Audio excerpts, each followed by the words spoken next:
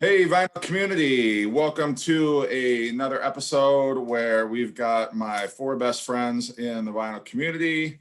Um, there's going to be five of us tonight, even though there's only three of us right now. But I am very excited because it's been a while since we've had all five of us together. We've had some work obligations that have unfortunately precluded us from having all five of us, but Josh and Chris are going to be joining us shortly. I wanted to start the video a little bit ahead of time just so I can lay out the premise of what we're going to talk about tonight. But we are going to be discussing our five summer records, five records that remind us of summer. And I'm real excited about this particular topic. I really am looking forward to summer. Summer is my favorite time of year. And there are certain records that definitely get me in the mood for summer. I throw them on the turntable and immediately they evoke sunshine, beaches, waves, all the great things that remind us of summer. So absolutely looking forward to this one. And I know Chris and Josh are going to join us in a little bit, but we pulled our records and I just got Chris. What's that? I think Chris is texting me. Oh, okay. Is he on? Do I got to let him in the room or what? Says, hey, Aaron, are you still planning on doing that lame ass video with Jeff and the guys? Don't say anything, but I think the idea of doing summer records is totally fucking stupid. Who the hell gives a shit what minus the summer? Can you do me a solid and tell him that I'm not feeling well? I'm going to finish watching that Rod McEwen documentary. Have a good night. I'm pretty sure you won't. Thanks. Wow. Do you think he's serious? Is he really not coming? I guess not. Well, I guess it'll just be four. Well, that sucks. Well, I don't know what to make of that. I mean, my feelings are a little hurt, I guess, but I don't know. I think it's a great idea. I know. Well, and I guess honestly, it's kind of, we started calling these the Four Horsemen videos. So I'm actually kind of looking forward to it being just the four of us, Chris. So, fine. You think this is a stupid idea? Well, wait, I just got a text too. I'm sorry. This one's from Josh. Said, hey, Gary, tell the guys I can't make it tonight. Everything's okay, but honestly, I'd rather have my toenails pulled out with pliers than spend an entire evening talking about summer records. Don't say anything to Jeff. I don't know. I'm sorry. I already started reading this. Don't say anything to Jeff because it will hurt his feelings. But what the hell was he thinking? Anyway, have a rad evening. So I guess Josh won't be here either. I probably shouldn't have read that. But. Are you guys setting me up? Like, are you serious? Yeah, there's a text. Really just got it. That was really from Josh. Yep. So Chris and Josh are not coming? Apparently not. It's just us. We still think your idea is great. I'm sorry. That is lame. I mean, but, well, you guys have your records. Is there anything you want to tell me that you're not saying about this idea? No, I think it's great, Jeff. I love it. All right. Well, anyway, we're here to talk about records that remind us of summer. I guess Chris and Josh are not going to be here, so it's going to be the three of us. But Aaron, do you want to start us off? I'll go Aaron, Gary, and then me. You want to show your first record that reminds you of summer? Sure. I'm going to go with this one here. This is Queens of the Stone Age, rated R. And the first song is actually called Feel Good Hit of the Summer. And it's got like maybe 7 words in the whole song, but it's really cool. It's nicotine, Valium, Vicodin, marijuana, ecstasy, and alcohol, cocaine. And that's the whole lyrics of the song. So Feel Good Hit of the Summer. And it always reminds me of summer. I love this record. It's amazing the whole way through. It's my favorite by this band, actually. Lost Art of Keeping the Secrets right after that. That's amazing. That was like... I think there was a movie that they played that in, Soul something. But yeah, Monsters of the Parasol, great. Tension Head, amazing record. And it's a really good party record for summer. This really is. It's just great. And love Queens of the Stone Age. It's a great record for summer and recreational drug use as well. Yes. Yeah. Evidently. Or just thinking about it. You don't have to actually use the drugs, but you just it gets you in the mood of thinking about it. So if you don't partake, it's still good. Yeah. And I love how it's like a movie, like a movie poster, like something you'd see on a movie poster. That's pretty cool. Rated R. Feel good, hit of the summer. All right. I'm drinking a summer looking beer. So here's the there summer. we go. I got an IPA also. Awesome. All right. Summer. My first pick is going to be this Rat Out of the Cellar. This came out before summer, but I remember cranking it that summer of 84. And I can remember I used to have this on cassette, and me and my buddy were headed to Cedar Point, which for those of you not in this area is a big amusement park. And we were blasting this on the way there that morning. And we were both saying how, man, I really love this album. And we were really both into it. And so, a summer day, headed up to Cedar Point, cranking this. Cedar Point makes me think of summer. This makes me think of that trip, that summer of 84. And so right here, Rat Out of the Cellar. That's a nice cover to look at. Yeah. Well, R.I.P. Tawny, that's her on the cover. So. I used to listen to that a lot, partying in the summertime too. It's a great summer record. It is. Cool.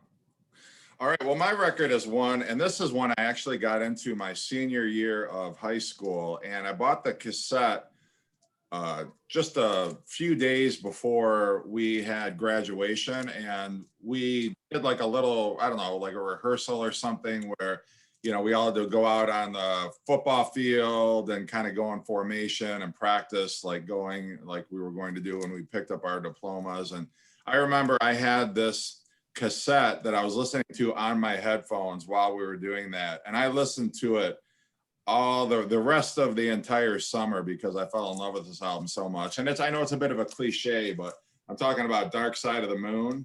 And it had taken me that long to get into this album. I always, for whatever reason, avoided Pink Floyd. Pink Floyd was one of my dad's favorite bands, but I think that was kind of one of the reasons, like, well, I don't want to listen to anything my dad listens to. So it took me a while to get into it. But once I got into it, it quickly became one of my favorite albums of all time. And I just love the fact how it flows together. I mean, I'm not telling anybody who hasn't heard Dark Side of the Moon already what they don't already know, but just the fact that I'd never heard an album before where the entire album just flowed together. There was no blank spaces in between any of the tracks. And it just felt like you were watching a movie or something. One just flowed into the next. And it's just an amazing record. And I know people have heard it so many times that it sort of lost some of its magic, but I don't care. I can put it on today and I can listen to it and I never get tired of hearing it. So I agree. Good. Love that record. Okay, number 2, Aaron. Number 2, and this one here, this is a summary record to me. 3 Lock Box from Sammy Hagar.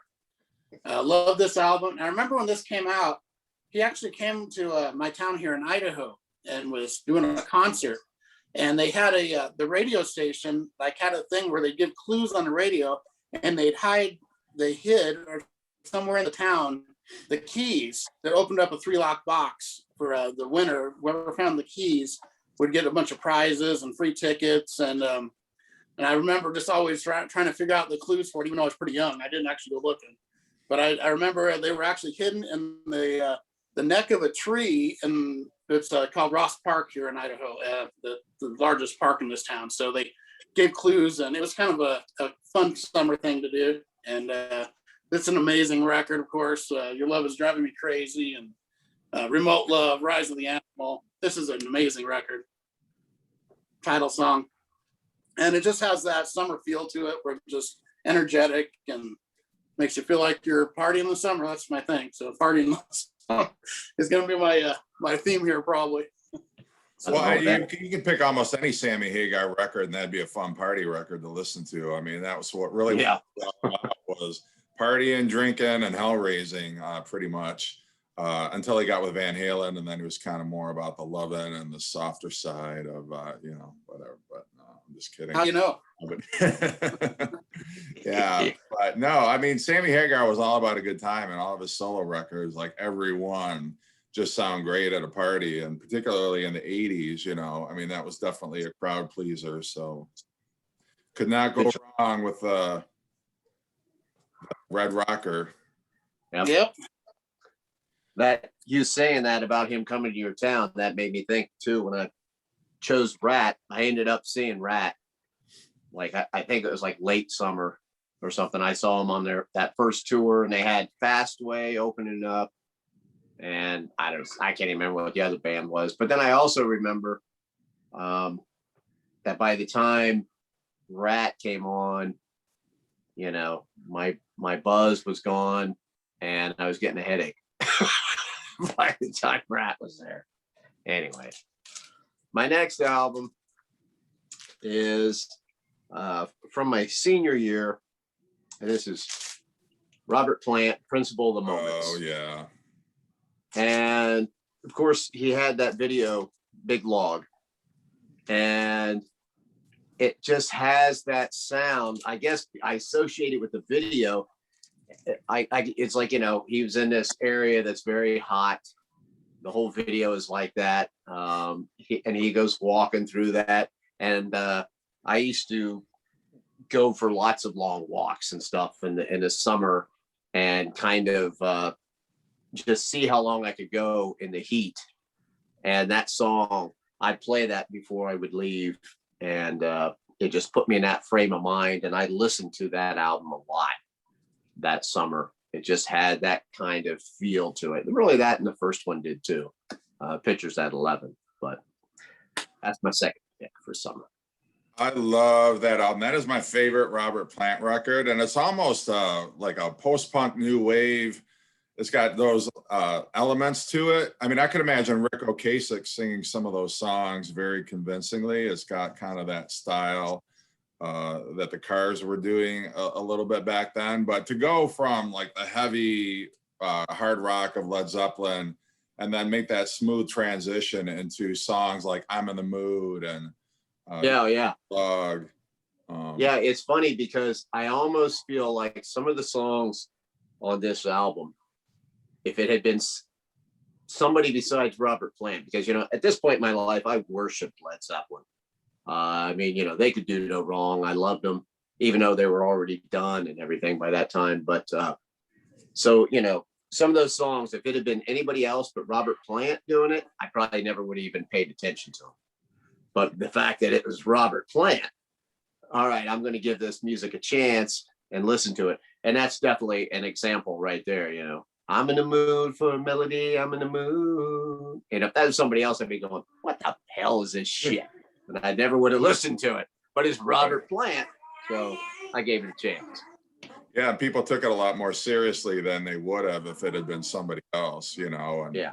But yeah, I think that was a very bold direction for him to go in, because he could have played it safe. He could have just hired a band that sounded like Led Zeppelin and then just been, like a Led Zeppelin, Mach 2 or, something like that. But he didn't. He went with the music that, kind of moved him. Some of it was hit or miss. Shaken and Stirred, I don't think was a very strong follow-up.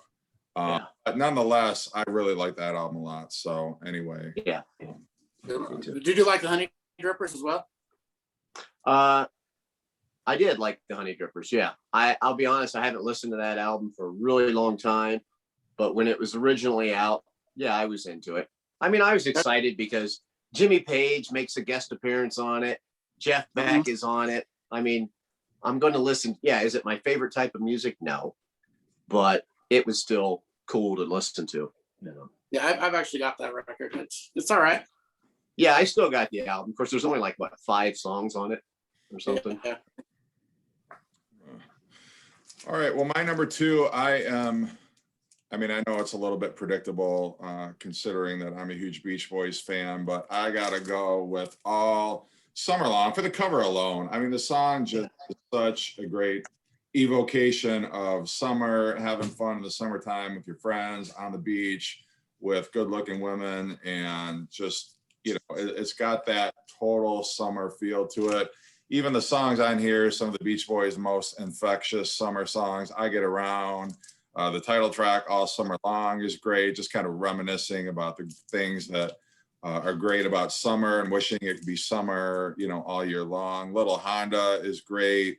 Wendy, Girls on the Beach, Don't Back Down, some great car songs on here as well. But, it's obviously, early Beach Boys, so there is some filler on here.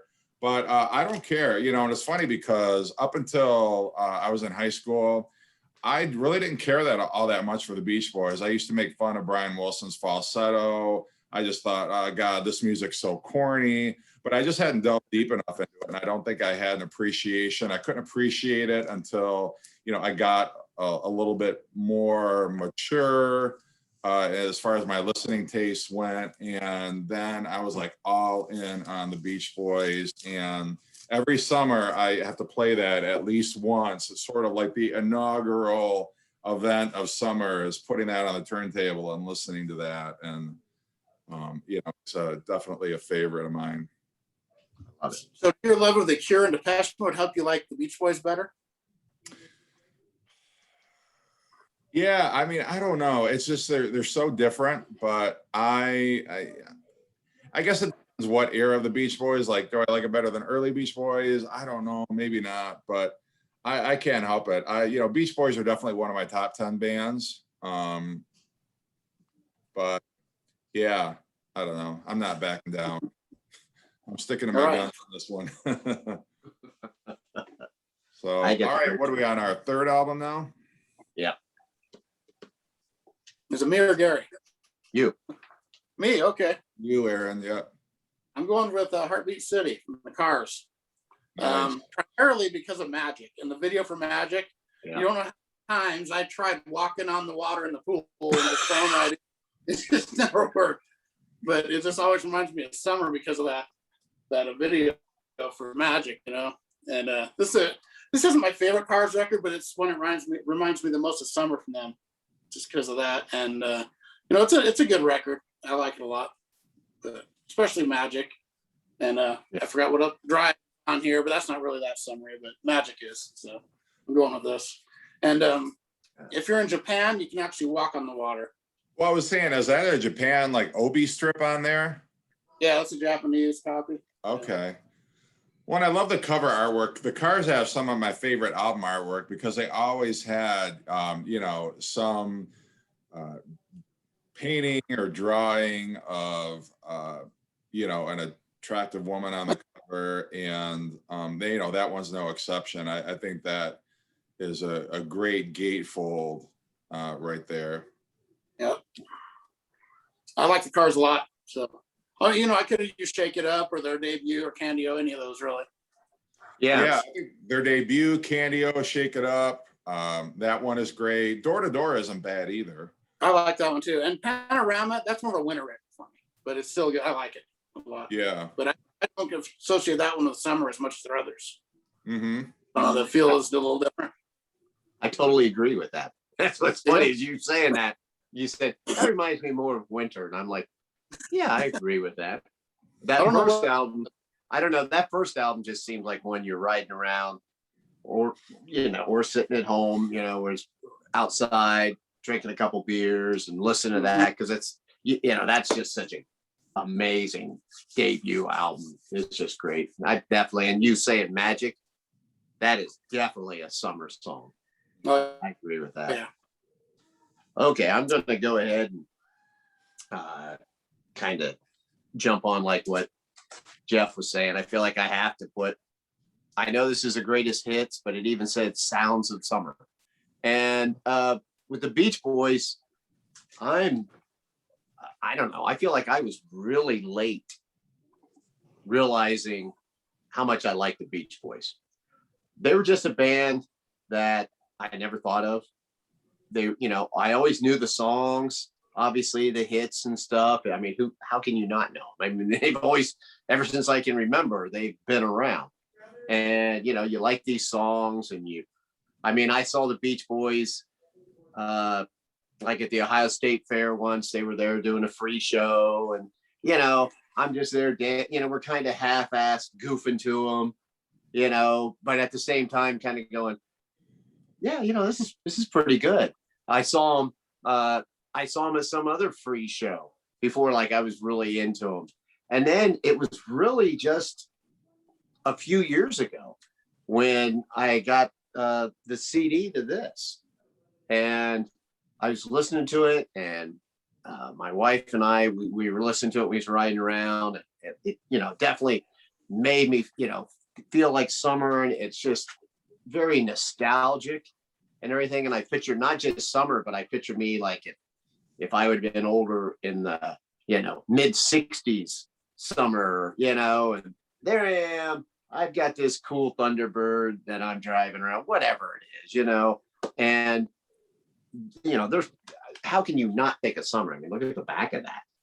This, I've never lived in California. I've never surfed in my life, but you picture all that kind of stuff with this, and it's just so much fun. The Beach Boys have so much energy and so much fun to them that it definitely makes you think of summer, because it makes you think of summer like now. You can think of like when you were a kid kind of thing. It gives you that feeling. But yeah, they got more serious stuff too. Once you delve into them, you get into more of that stuff. But definitely makes me think of summer, this album. Well, in the late 60s, they did everything they could to get out of the shadow of being that band that talked about, surf music or cars or the beach, because all of a sudden, like after that Summer of Love, 1967, suddenly that stuff was not cool anymore. And it was considered passe. It was considered like, oh, that's oldies music. And so the Beach Boys were falling out of favor. And so they tried to be a little more contemporary and start talking about more, socio-political kinds of themes in their music and that. And then it was only after that Endless Summer compilation came out in, I think it was 74 or 75.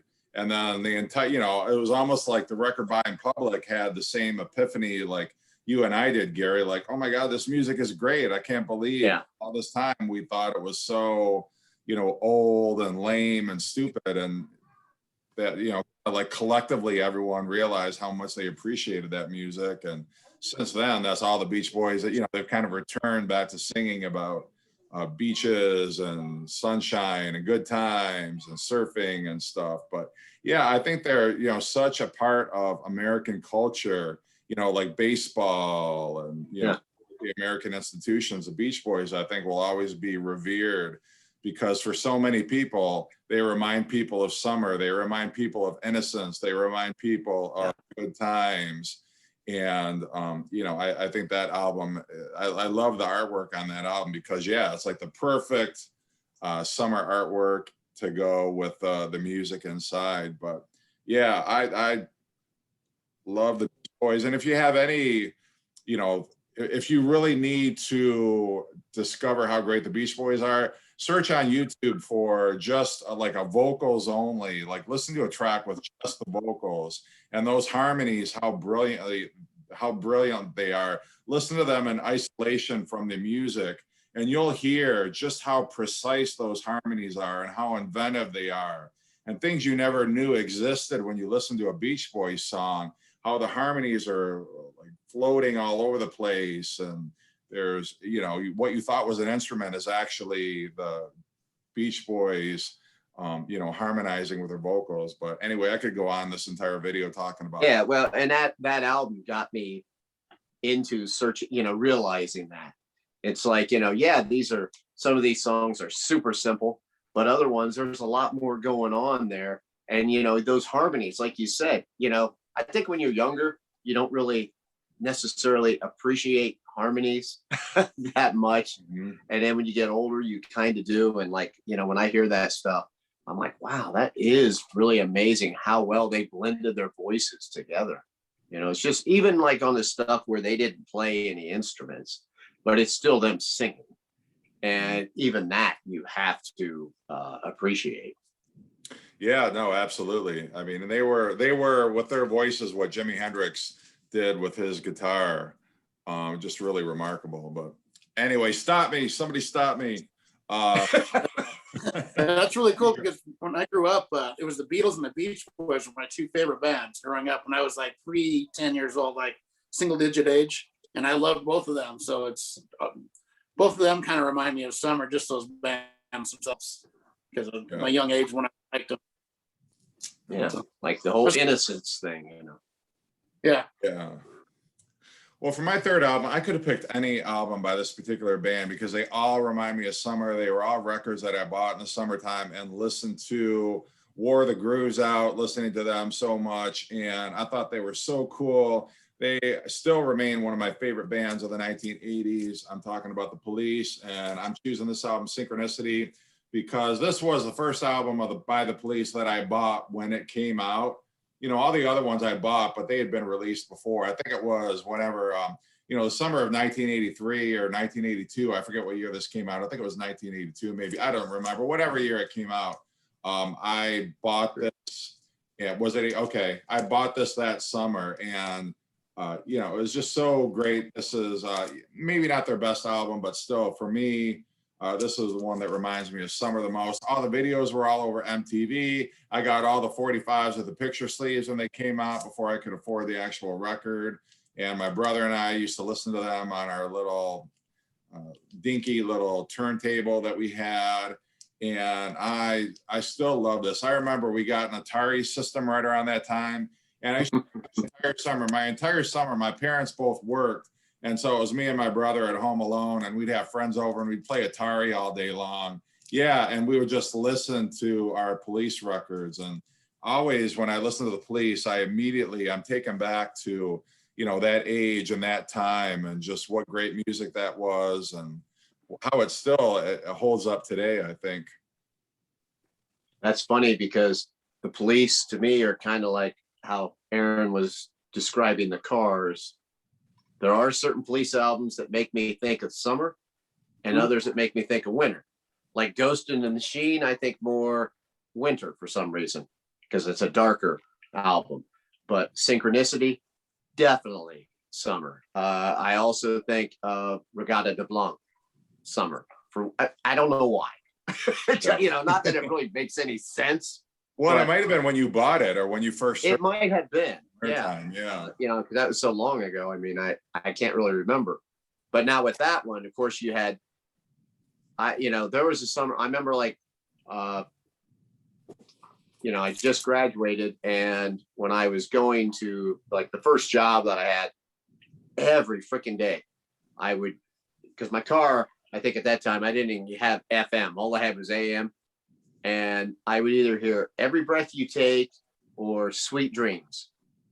I mean, every day they played those songs. Great songs, both of them, but I got a little sick of them after a while. I mean, I still love those songs today, but it definitely had to get away from them for a while. No, absolutely. There was definitely Police fatigue. Synchronicity, like the first, the second side in particular, where you got Every Breath You Take, King of Pain, Wrapped Around Your Finger. I mean, those songs were all over the radio. Synchronicity 2, they played to death on the radio and on MTV, even though that is a cool ass video. But oh yeah, where everything's flying at them and stuff. Yeah, kind of reminded me of the Duran's Wild Boys video a little bit. Oh yeah, definitely. Mad Max. Everyone had to have that Mad Max. Scenery for their video, but everybody had all those bands made this, the same type video. Whatever they had. Here's the one with the the really hot chicks in it. Here's the one where it's Mad Max, whatever it is. They always had, here's ones in the future, just whatever they were. They were also corny, but some of them were pretty cool. Yeah. Every Breath You Take was a pretty cool video. Mm-hmm. That was a neat one. I like that too. Yeah, absolutely. I still love watching them today from time to time and just, remembering how cool they seemed at the time. And, but anyway. man. Yeah. I had stacks of VHS tapes full of videos and, you know, stop, like you do on the cassettes and just video after video without everything cut out, just the videos, tons of them. Well, and the cool thing about Synchronicity, and I did not realize this, I mean, I knew there were different covers, different versions of the album cover, but I've done some videos of the Detroit Record Club, and one of the owners of the Detroit Record Club, he has 36 different versions of the Synchronicity jacket. He's got all, like, apparently they made that many. He said he's got some where instead of the yellow, blue, and red, there's like gold.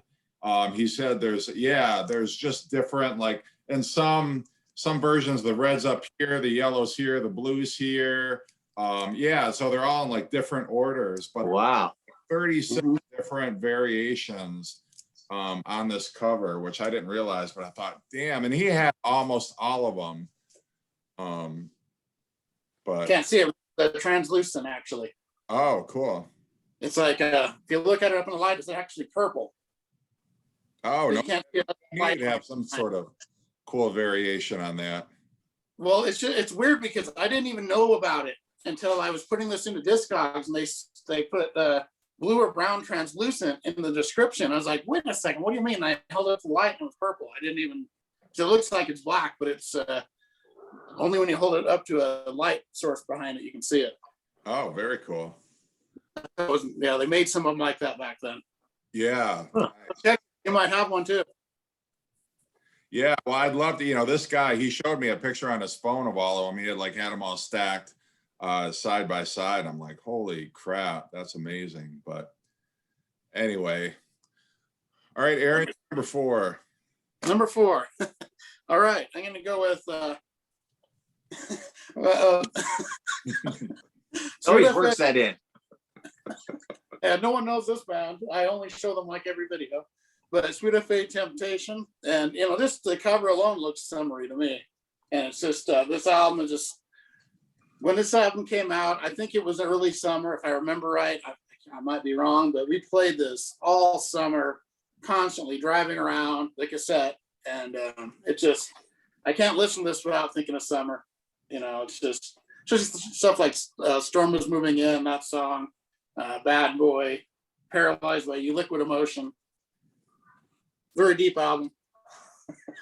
That's a great record. I love this record. It's one of my favorites of all time.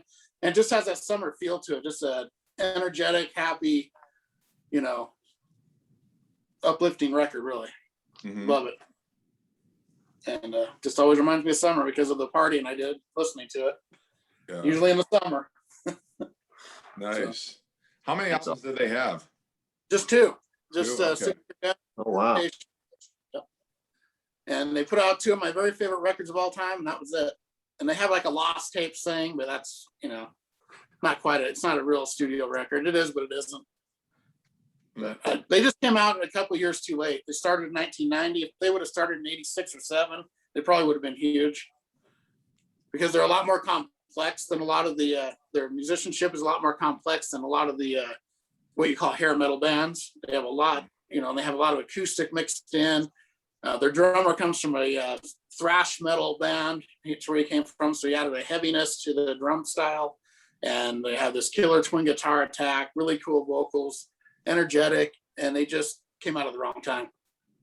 Yeah. Indiana band, middle of the country too. So, they weren't here in New York. Mm-hmm. Just kind of a bad timing. Yeah. But most people, the people that know this record, they love it. It's like one of those that's like an underground cult classic kind of this band. They're just amazing. And I keep promoting them until I see somebody else show Sweet F.A. I need to keep showing them. But I've never seen anyone else show them. So keep flying their flag. No shame. Yeah, I will. Next week, if we do the albums that make us think of winter, you're going to show the other Sweet F.A. album, I imagine. But I'm summer too. They both have a summer feel. Actually, on the other one, last song is called Southern Comfort, and you hear like crickets and stuff in the background, and it's all acoustic, and it reminds you of a summer night. So I could have pulled that one too, their first one, either one. They're both very summery records. They're not dark. They got dark parts to them, but they're very they remind me kind of like, I don't know, just summery. Mhm. just that feel of happiness and energy. So Cool. All right. Good one. Okay, the next one that I'm going to show, as I look at the cover, I think it's kind of stupid that I'm picking it, but Iron Maiden, Peace of Mind.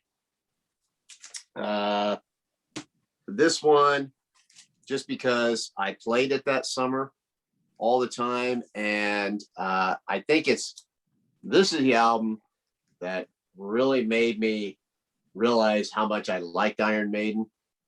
Yeah, you've got the shirt on for it, right? And the song Trooper, when that came out, the video came out, and it's like, oh my God, this is awesome. I mean, this song is so good. And, I got the album. Of course, I'd already been listening to the Number of the Beast and everything for quite a while. And this one is the one, how like sometimes when you get like a couple of really good records in a row, you really realize how much you like a band. And that's the way I was with this. I mean, this was their fourth album, and the second one they did with Bruce Dickinson, and it was just so good. I mean, I still think this album is so fantastic, and I just played it a lot that summer. This was like kind of competing like with Pyromania at the time. Obviously, this didn't do as big as like what Pyromania did, because it's not like 15-year-old girls were listening to this like they were Def Leppard, but amongst guys and stuff, this was like becoming super big. Iron Maiden was becoming like the band. And same thing kind of with that Robert Plant album. I mean, I remember I would play this album and I would go for these long walks along the railroad track when it was like just by myself, real stinking hot in the summertime. And, I could crank this with a little Walkman and headphones while I'm doing it, or I'd listen to it at home. I mean, this is my original album. I had it on Outman cassette. And it's heavy, but it reminds me of summer. There's something about it.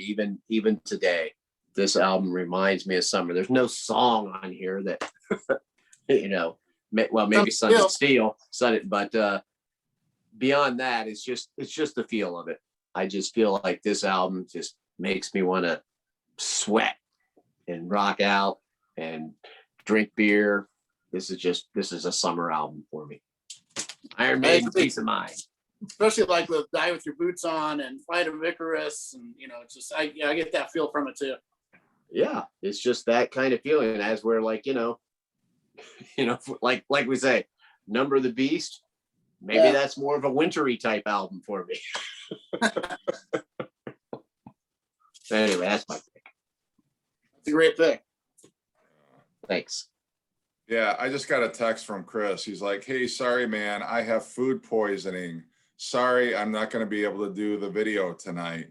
I think it's a really great idea, and I'm so sorry I had to miss out. But yeah, right, Chris, whatever. All right, my next one is Van Halen 5150. This has always reminded me of summertime. And obviously this was the first album with Sammy Hagar, but I'm sorry, some days I feel like this is a better album than 1984. I love this record from start to finish. There's not a weak track on here. I even like Inside, actually. I don't mind that so much, because I almost seems like on every Van Halen album you've got some kind of goofy track, like Happy Trails. It's kind of a bit of a goofy track, and so I don't begrudge them the fact that they wanted to have a little fun, and it's kind of they're having a little fun with it. But I mean, so many fantastic tracks on here. 5150, Love Walks In. I mean, everything on here is just so great. Dreams, Get Up, Best of Both Worlds. Why Can't This Be Love? So many great. It's a strong album. Eddie Van Halen was such a great songwriter at this point, and he could just write a hook like nobody's business. And this album was all over the radio. And I remember listening to this when it came out. It was 1986 when this came out. Was it 1986? 85, I think. Was it 85? Okay. Yeah, I can never remember. But anyway, this has always been my favorite Sammy Hagar era Van Halen album, just because it reminds me so much of that particular summer. And that was, when I was in high school and everything was like, oh, I got no responsibilities, so carefree. Yeah. The Van Halen with the windows down, or at the beach, or wherever. And all the things that Sammy Hagar promised, were going to come true. The world was your oyster. And it's so great to, hear him and believe like everything's going to be cool. And I got the rest of my life ahead of me and it's all going to be wonderful. And, I don't know. That's what I mean, as much as I've given Sammy Hagar shit over the course of our Van Halen videos, I mean, at the bottom of the day, the guy's a good time all the time. And he, David Lee Roth is fun, but Sammy Hagar is fun in his own way. And well, you even have the song Summer Nights on that album. Yeah, exactly. I mean, that in and of itself makes it a summer album for me. But yeah, absolutely. And Inside is a song on that record. I love Inside. I don't care what anyone says. I love that song. The more beer you drink, the better that song gets. Well, it is just such a meta moment for Van Halen that they're very self-aware in that song, and Sammy Hagar's singing about, oh, hey, I'm the new lead singer. And, just kind of, they're poking fun at themselves or poking fun a little bit at David Lee Roth, but they're just having fun with it. It's hard to begrudge them that, like, whatever, it's a lot better than putting, fucking How Many Say I at the end of an album. But anyway, don't get me started on that. But all right, down to our last one, our last card in the deck, Aaron. All right, so nothing reminds me of summer more than this. Long Cold Winter by Cinderella. No, I'm going to go with it. That's a great record, but that's a total winter record. Even like Gypsy Road and Last Mile, where they show them graveling in the winter. So that's not it. I'm going to Bullet Boy debut. Oh. And it's out, and me and my friends went nuts over this record. It almost has an old Van Halen, like a David Lee Roth era Van Halen feel to it at times. And it just has that partying mood. It's just from Hard as a Rock, Smooth Up in Ya. What's the one? Shoot the Preacher Down's great. There's one, though, on here. If I could read. Ode to Joe, the song about Aerosmith, is really cool. I love the lyrics of the Ode to Joe. But this is just a great summer partying record. And look, there's the sunset or on the wherever they are. So that guy on the left looks like Axl Rose from where I'm sitting. Him or him? This guy? Left, yeah, that guy. He looks like Axl Rose. That's a bass player, Lonnie Benson. He's a cool guy. Yeah. And Mark Terrain, Mick Sueda, and Jimmy DeAnda. Great band. Right. Just a fun, energetic, party, hard rock record here. I love it. I like the color of the bullet going through the apple. Yep. Kind of reminds me of if the apple had been on somebody's head, kind of the whole William Tell thing, but. Yeah, I was a big fan of the Twilight Zone, the Golden Earring song, so I like that too. Oh, cool. Gotcha. Yeah. Great record here, though. Yeah. Yeah, I'm thinking now. Yeah, for sure. After you mentioned the 5150, I'm thinking, man, I should have picked Diver Down. That would have been a good one, because that is Diver Down, Van Halen 2. Both of those remind me of summer. Diver Down does. Van Halen 2 does because of the music, the songs on there. And I think Diver Down does because I saw Van Halen that summer on that tour over in Indiana. And that was just still one of the best concerts I've ever seen. And so anyway, that's not my pick, but you say that. I've actually been thinking of other albums as we've been sitting here. But Diver Down would be my David Lee Roth summer album. Yeah, it's It's got the cover songs on there and everything. Huh? So we're about 2 records in. I was thinking I wanted to go put Van Halen too, you know, Beautiful Girls, stuff like that on it. Yeah, I got my toes in the sand. I got a drink in my hand. All I need is a woman. That's a summer song, right? You know, right there. Come on, man. That would have been a good pick. I can't believe neither one of us picked it. But okay, anyway. So my actual pick, and this would be number 1, is Theater of Pain by Motley Crue. Because first of all, this is their kind of like their lighter album, you know, their more fun time album. I saw them on this tour in the summer up at Toledo Sports Arena, which for those of you that don't know, it was an old hockey arena and they used to have concerts there. And it was a dump, but like every 80s band came there and it was just this big cloud of cigarette and pot smoke all over the place, you know, because you could smoke in there, you could smoke whatever, you know, you had the Cheech and Chong joints getting passed around, all that kind of stuff. People were wasted all the time. And they came out, you know, with these type outfits and everything. And the first song on here is City Boy Blues. That definitely has a summer feel to it, you know, talks about fireflies and everything else. It's basically a ripoff of an Aerosmith type song, I feel like, but it's a great song. And I know a lot of people shit on this album, but I got it. And yeah, you know, at first you're thinking, well, you know, this definitely isn't like their first 2 albums, you know, when you're hearing it, but you get into it. And to me, if Motley Crue has a summer album, it's got to be this. And it's got Home Sweet Home on there that they played the video of all summer long. When I saw this show in Toledo Sports Arena, had to be one of the hotter shows that I have seen there. It was just so stinking hot. You know, and I was just a young guy at this time. And just I went up with a couple buddies and, you know, it was just good. Just a great time. I love that record. I think it's very underrated. Yeah, actually. And Lover, Louder Than Hell. I mean, there's some good stuff on there. Some good hard rock and stuff on there. It's got Smoking in the Boys Room on it too. Yep. Yeah. And this actually, you got this for me, Aaron. I think, yeah, you sent this to me because I didn't have it all. I had, I had it on an old cassette that was beat to hell. And so very happy to get this from Mr. Aaron Muth Alamer. So, thank you. Bringing back summer memories. Yep.